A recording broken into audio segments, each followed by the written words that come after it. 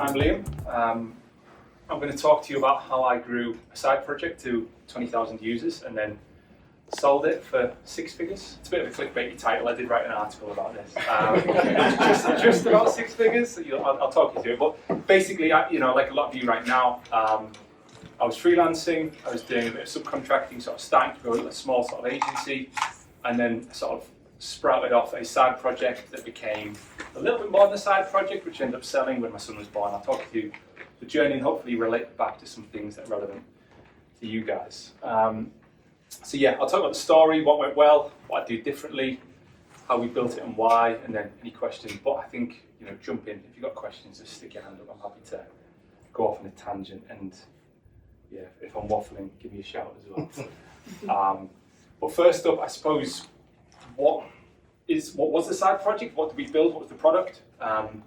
Essentially, think of it like a white label meal planning app combined with a membership platform like maybe Kajabi or Thinkific, if you know what they are. So there are lots of nutritional like meal planning software on the market for nutritionists, personal trainers helping people work one-on-one with clients.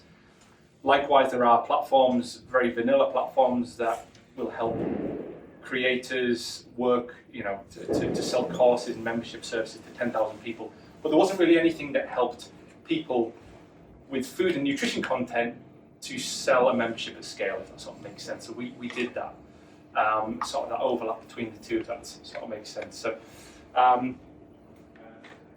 we would help people like Carly, who is a food blogger turned influencer, I suppose. She was one of our bigger customers. She has 5 million followers on Instagram, same on TikTok and other platforms, a couple of New York Times best-selling cookbooks. She would use our software, branded it with her branding, her recipes, so everything she does is plant-based, so all of her recipes and meal plans are all plant-based. She can invite her members, sell a membership to them on a monthly recurring basis to them, and basically monetize what she was doing without relying on ads and the traditional forms of monetization available to content creators. So a few screenshots.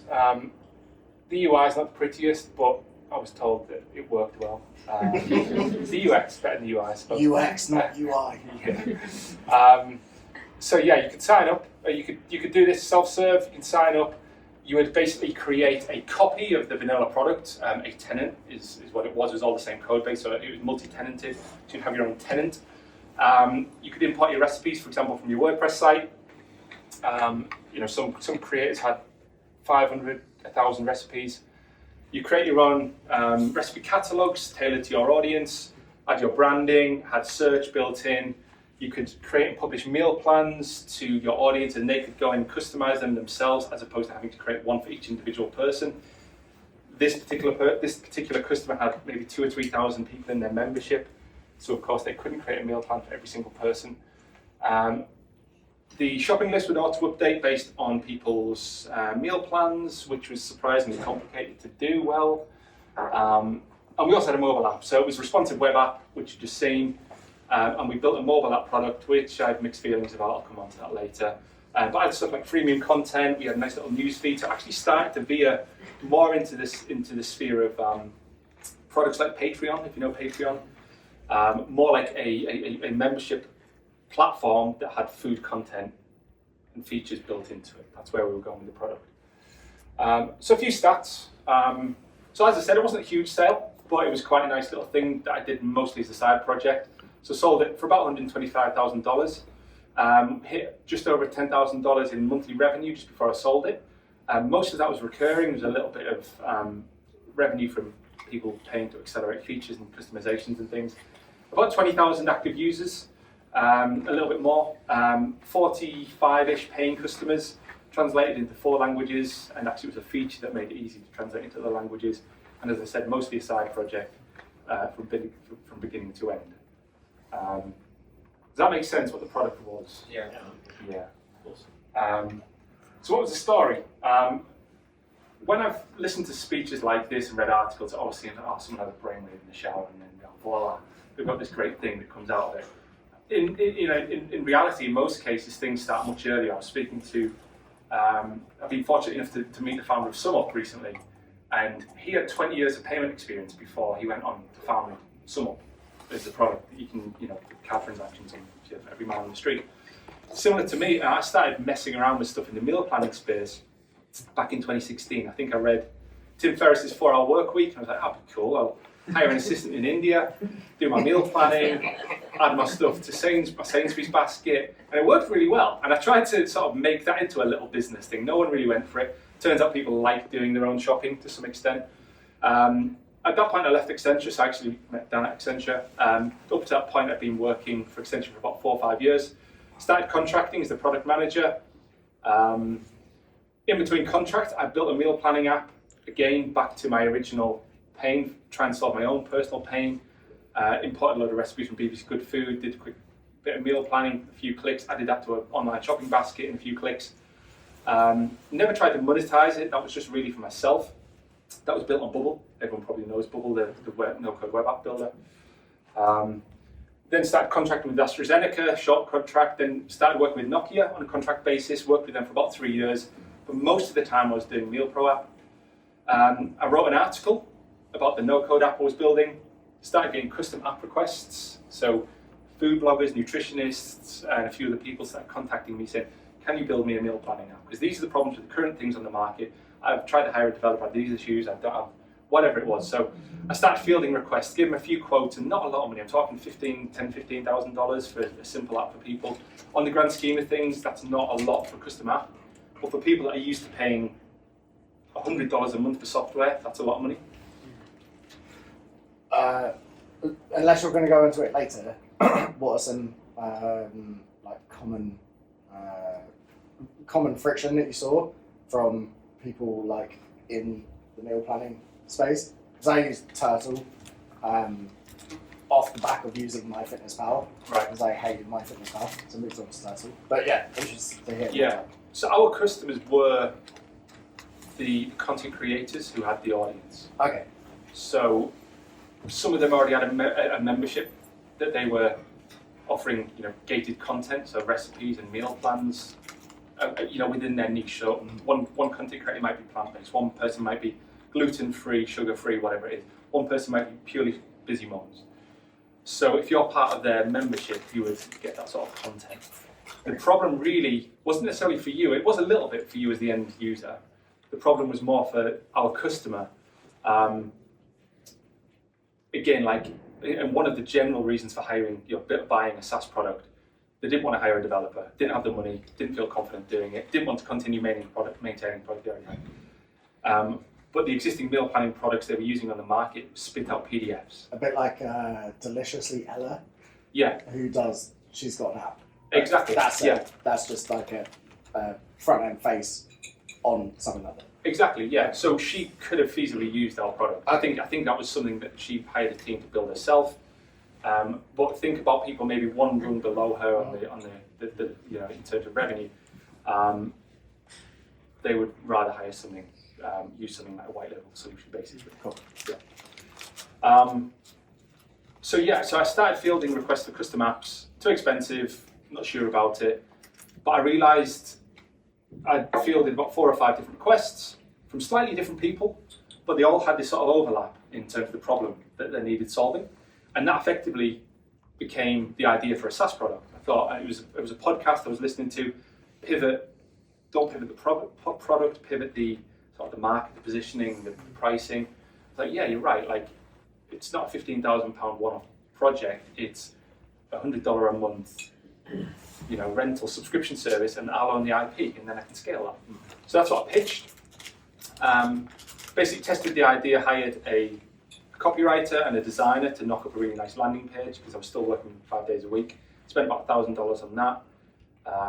Got my sister to help with some Facebook ads, and we ran a campaign for about $300 of Facebook ads, basically targeting people that we'd spoken to, and had about 100 people say, yeah, I'm interested, left an email address.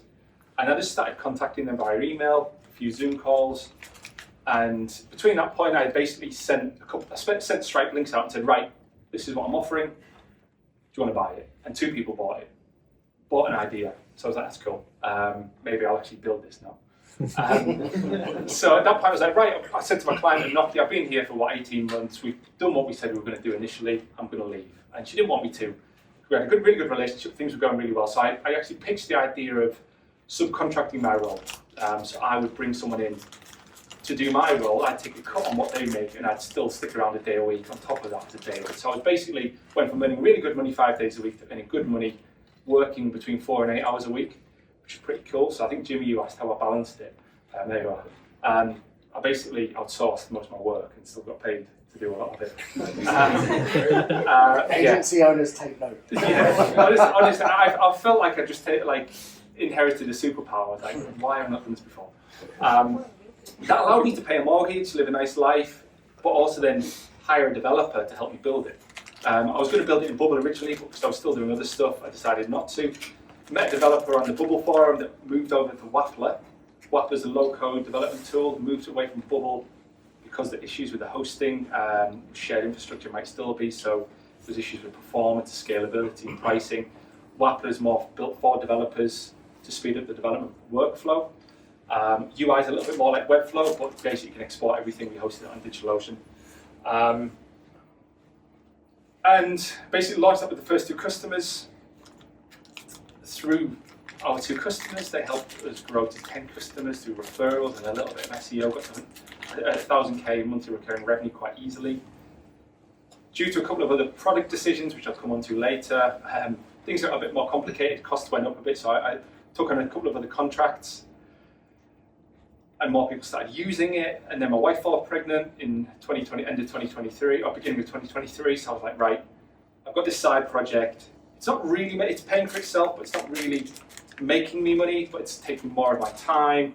I need to do something with this now. I need to get rid of it. I need to, make a proper go of it. I need to sell it. So I basically doubled down on marketing, introduced some new pricing, grew revenue by about 300% in that period, and basically found a buyer who happened to be the developer who helped me build it. He had a previous exit, which I did. And then we completed the successful exit early 2024. So that was very quick, but I'm going to just go through what went well, what I would change.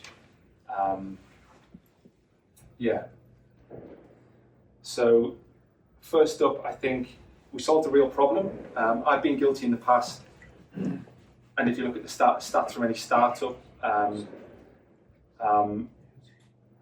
most startups in terms of statistics fail because they fail to solve a problem or a market need. There was no guesswork involved. I basically wrote an article on something I'd built and customers came to me. As agency owners, freelancers, you speak to people every day. You understand the problems people are facing. You don't have to guess at what you're doing. Exactly the same mindset can be applied to product, I think, and should be. We sold first and built second. Again, I hate the word validating an idea because it sort of implies bias, but we tested the appetite for the idea by literally selling it to 2 people. They gave us money for literally, we had nothing at the time, and they still bought into it. And that also tests what I think is probably the most important thing right now, because building is becoming easier. There's tools like Webflow and other no-code tools. AI is making building easier. It's distribution that's actually going to be the most challenging thing, I think, going forwards. So things like having a podcast, for example, I think, actually solving that problem first. In this case, I solved the problem in my mind of being able to reach new customers. That was a landing page built on Webflow. So it was literally request access, enter your email address, and then I'd basically contact people. That turned into a sign-up page that went into the web app eventually, and then we built a nicer site as well. Because of the first 2 things, we also built with customers. And what I mean by that is I didn't just say, what do you want, and build that, but I was able to intimately interrogate what they do today. Tell me exactly what you do today, and what the problems are. Tell me what your customers do today and what the problems are. And based on that, I was able to understand the workflow and the pain points, and actually designing the MVP essentially was really easy, like compared to some of the projects I've worked at Accenture on a freelance basis, whatever it might be, where there's so much more guesswork. And when we had design decisions where we weren't sure which way to go, I was able to test it. So in this example, we had so meal plan layouts, for example. If you think of meal planning, you think of Monday to Friday, breakfast, lunch, dinner. Like nobody eats that rigidly unless you're a bodybuilder or you're going through some serious, like, I don't know, rigid regime. Most people just say, right, I've got these in for lunch, these in for dinner, and I'll mix and match, and I'll cook what I feel like on the day. And that was my thesis. Customers wanted a more rigid plan because that's what they were used to, purely because that's what the products did on the market. So I mocked up both in Marvel, just a prototyping tool, made a little video of me clicking through both of them, and then posted in one of the customers' Facebook groups. And again, this was before it was properly launched as a product. So people voted on it. So the votes alone convinced the customer that actually the simple layout was the better layout. But not just that, it was the comments. We were able to dive into the comment, ask them questions. They were able to give us the reasons why. And that gave us so much more insight into other design decisions that we were making at the time. And they had like 2,000 people in their site. And I actually think building for creators who have an audience already is so much easier than building for someone who doesn't, because you can tap into the email list, or you help them run surveys and tap into all of this insight. And again, just following on, cascading, we grew with customers. The first sort of 10 customers relatively easy. Content creators, watch what the content creators do. People talk, so we were able to expand quite quickly. And because we treated them like VIPs, they were very happy. I created a piece of content with Taylor, one of our customers. Really nice webinar where basically she just explained all the problems she was having, how our product solved it, a nice little demo, and we turned that into a little masterclass recording that was a lead magnet on the website. And then she shared it in the Facebook group, a few Facebook groups she was in. I didn't even ask her, and that led to a load more customers coming in. And actually a partnership with AdThrive, or now Raptive, one of the biggest ad networks pretty much in the world, but certainly the biggest in the food blogger niche. And a bit of niche SEO as well. So yeah, I took some of the sound bites I got from customers, put it on the marketing page, but also ran them through keyword planner tools as well, and just white label meal planner tools. Meant we ranked first in Google within like a few months with virtually no inbound links. That didn't get a lot of traffic, but it got enough to mean, it was revenue. What would I do differently? Do more of what works and less of what isn't. I've talked about the things I think worked really well. Partly because of a product that I was working on, other projects at the time, perhaps, also renovating a house, lockdown happens, whatever. I basically got enamored with building. It's so easy to do. It was easier to jump on calls with a developer and designer and say, let's just work through these feature requests. Still speaking to customers, but I wasn't following the blueprint I'd followed to that point that worked so well. And it was only, as I said, in the timeline going into year 3 that I was like, right, I need to stop doing the outbound email that's not working. I need to stop trying to contact people via DMs because they get too much inbound, it's not working. I need to stop trying to post on all the social media channels because it's not working.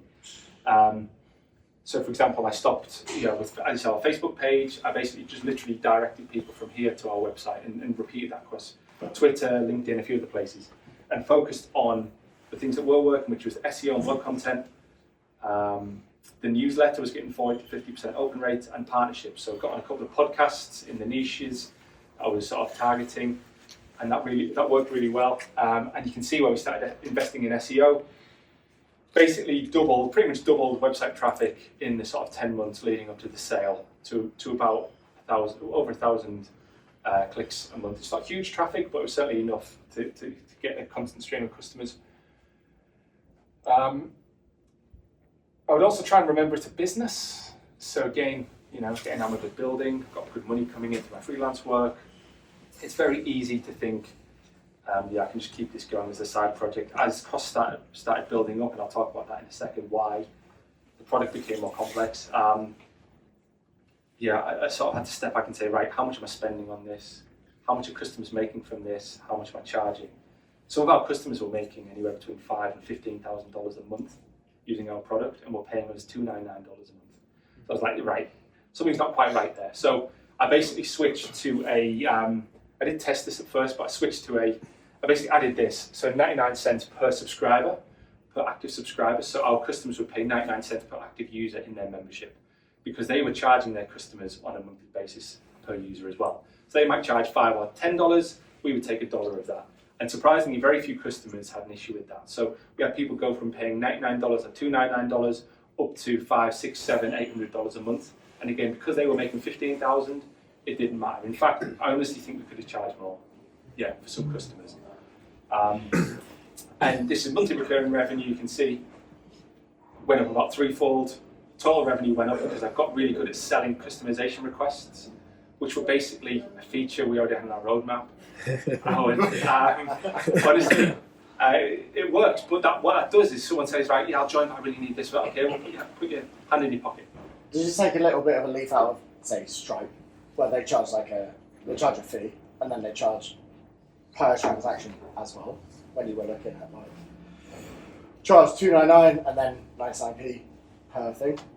Sort of, yeah. It was because we were using Stripe as well, so the customers would use. So Stripe would take a cut of there, so we didn't want to make it too complex.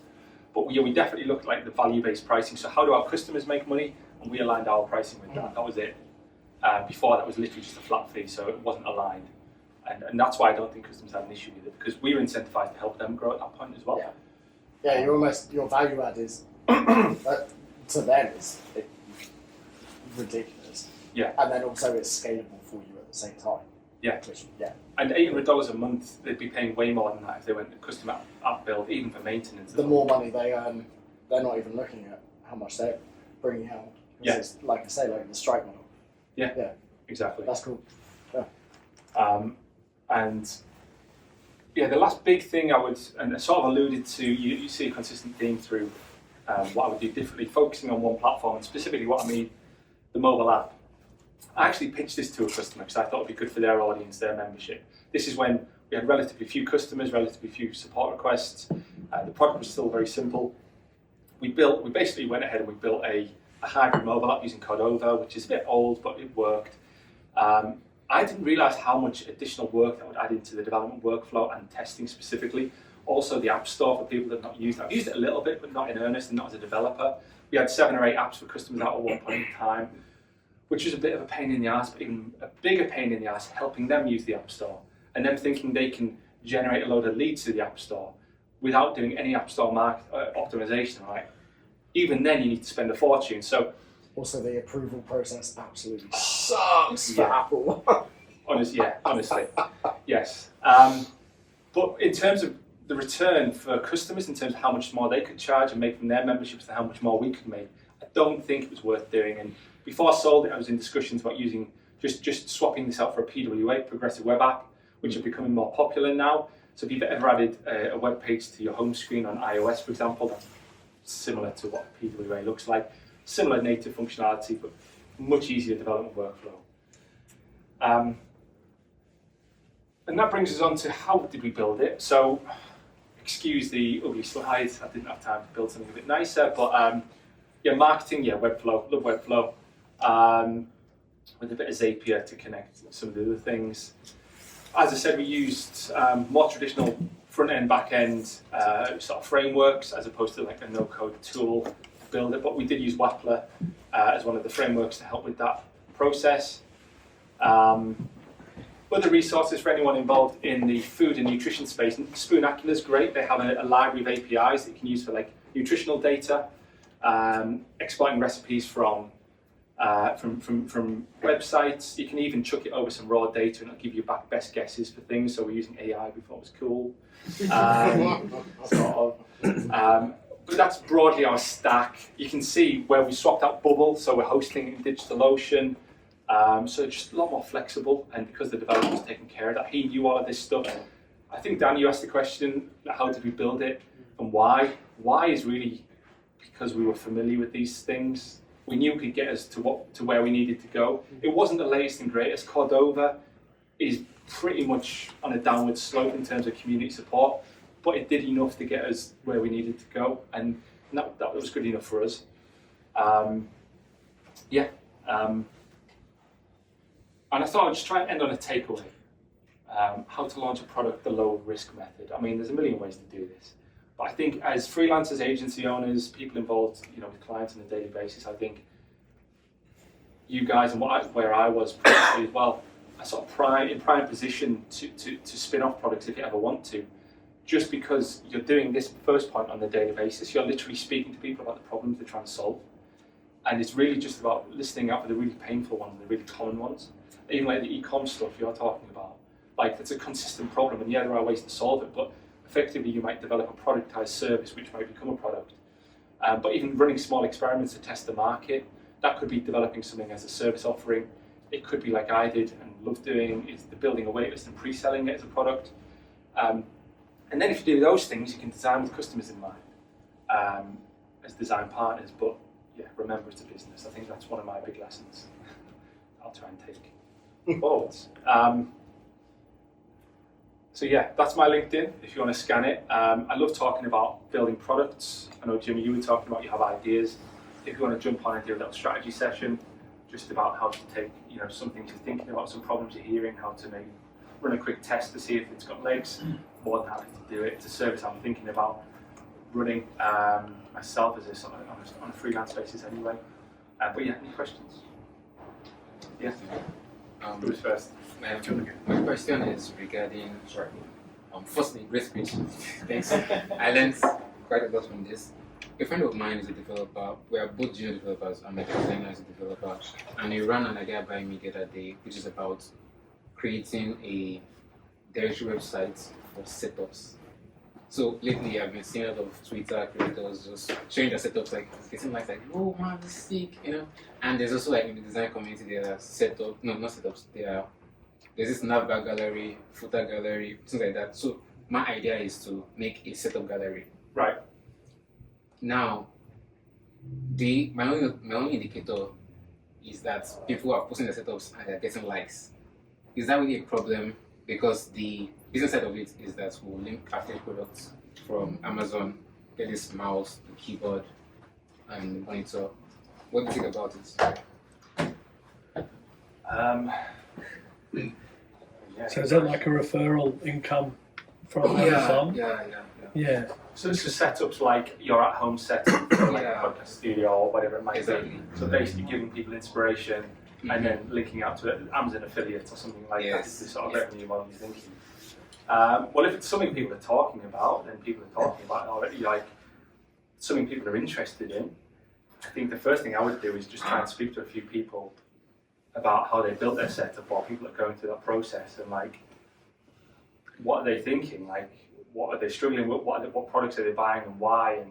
And just understand a bit more about it, really. But it sounds like something that's probably relatively easy to test. Like, if you can jump to a sort of MVP and get it out there and see what the appetite is for it, maybe worth doing. I think, just try it. Like, if it was a huge 6-month project where you're going to be investing hundreds of thousands into building, I would say maybe do a bit more research. But with something like that, there's probably ways to just test it relatively easily. Thanks. I was just curious about I might have missed while I was away. Did you mention the costs associated with running it versus the revenue you were making? No. So, the main cost for me, there was a few costs for some of the tools we were using, but the main one started to be Wistia for video management. They're doing coding and hosting and things because people start using more video. But the main cost was really just the developer. Yeah. And his costs largely went up in line with, not quite, but with our customers. So at first I spent a bit more with him to build out the initial product, and then it was pretty much break even for most of that time. Then we launched the mobile app, and the cost increased a little bit. So again, I probably invested a bit more to get the mobile app out there, but then our revenue caught up with it. Going into year 3 is when revenue exceeded costs. So it effectively became profitable before I started taking any money out of it. And did you ever do any equity split with him or the developer? We talked about it. Yeah. We were very close to doing that, actually, and I think if I'd have done some of the things I said I wish I'd done earlier, I'd actually done them earlier. And perhaps if my life circumstances had been different, mortgage rates and my family circumstances, I'd probably still be running it and potentially with him. But it felt like an exit was the best option at that particular time. Yeah, because I was curious about if you shopped it around on acquire.com or anything like that about because it feels like if you're at 11K MRR, Yeah. You could have got a pretty. I would assume multiples are about 5x at ARR. I think maybe it was a bad time to sell. I think a year or two prior, like the multiples for SaaS products were vastly inflated. I think there was a bit of a bubble that burst. Also because, like you saw the revenue chart, monthly recurring revenue didn't really pick up until Q1 sort of 2023, where like it went from a couple of 2-3k, maybe 3k, up to going on to 9k within sort of 10 months. The accounts that you provide for a platform like Acquire, I did list it on Acquire, but for like a day and then he basically put his hand up. It didn't provide the best story, really. So, In terms of growth? not like the growth story was good, Yeah. but on Acquire I found a lot of the buyers are financial buyers, not necessarily strategic buyers. Right. So the people that are basically looking at something that's already generating more money than they need to spend on it. I think, at least that's the impression I got when I was speaking to people. So they wanted to see, if I'd basically ran it like this for say another 6 months, even if it didn't increase monthly recurring revenue and it showed a profit every month, then yeah, I probably could have got a better sale price for it. But at that point I was ready to take down the sun and I was just like, Yeah. So you're right. Yeah, I was just mostly curious about like if you had built it to a point where you no longer needed to spend any money on the developer and could just like do sales and marketing to grow it. Yeah. Like It definitely exceeded the costs that I was spending on the developer. And to be honest, if I was going to keep it, was either going to be an equity split where basically I wouldn't pay him anymore, but give him equity, or would find a cheaper developer, to be honest, because he was based in San Fran. Right. Which in short term is better, because I think it was just better return on value for money. But then when it's less high value work and more sort of Sorry if it's already been asked. I was in the bathroom, but do you know what he's done with it since? I do know that recurring revenues continue to grow. Amazing. I don't know where it is, but it's a bittersweet thing. I know that some of the customers that I brought in before I left, because I had the discussions, are some of the ones contributing to significant upticks in revenue. Well, you brought them in and then obviously set the platform up to grow as they grow at the same time. Yeah. So revenue is still coming as they grow. Yeah. I just wondered if he's like, I don't know, approached anyone, but in the app space, like MyFitnessPal or whatever, and been like, we built this. It's a nice middle ground between. What do you think? I think that was my only. Yeah. He's a little bit older. He's had a previous exit. Mm-hmm. I think he's currently in the process of moving to a nice house in the woods in North America. Typical developer in San Francisco. He's quite happy. He's had a previous exit for a lot of money. Yeah. He's got some angel investments that are paying off. I think he just wants a project to work on. Fair. Which is pretty cool. Yeah. That's cool, man. Yes. Are you working on anything now? Yeah. Take him on. No. I'm itching to get back in the space because you work on something for so long, you feel like you develop such an insight into it. Baby. Yeah. But then I did sign a non-compete, which is fair enough, but it's quite specific, so I could do something adjacent. So no, but I have started a fellowship with EWOR, who sort of trying to be the European Y Combinator. Currently in the sort of idea exploration phase, so Watch this space. I'm not sure yet. You can't tell us, eh? No, I'm not one of these stealth ones. Liam, what's your day rate? And can you come help us build some products? My day job is, I suppose, as a freelance product manager. That's what I was doing before. That's what I enjoy doing. That's why I do it as a hobby, basically, as well. And you're doing that now as like your income now, is that the case? Yeah, planning to. Okay.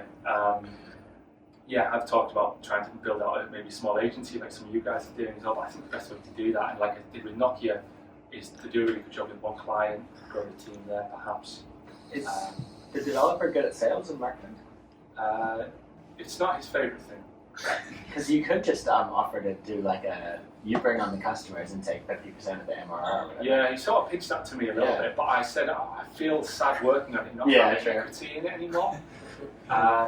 Yeah, it feels a little bit weird. Valid. Yeah. Like go for dinner with your friend who's dating your ex-girlfriend. Yeah. Happy for them, but not. Or he's a Barrett fan. Yeah. One more question. I think. Yeah, sorry. First of all, thanks for the talk. It's really interesting. You mentioned that you used Webflow as the start. So if you had to go back and do it all over again, like before, is there a standard registration logo and logo that you can use for this? I think we were talking about this earlier. I think you could, to an extent, use what you know, because probably one of the biggest issues is procrastination. I think. If you're talking about testing an idea, like if you can get something out there that's low cost, easy to do, and quick to do, sort of go with that. I would say. I think we were experiencing limitations with Webflow. In hindsight, once I pre-sold the idea, and a couple of other people have done this in the space, I potentially could have tried to raise some money at that point. I didn't have any experience doing that previously. I don't still, but a little bit more. Or maybe I would have tried to build it myself on Bubble, and then I wouldn't have had any of the costs. I could have wanted to hit 11k revenue that goes straight into my pocket. I think use what you know. I think there's so many tools out there that are great for this. I mean, Bubble's great for web apps, Webflow for obviously for websites, and then you can start to build web apps in that as well. I think, yeah. Cool. Thank you.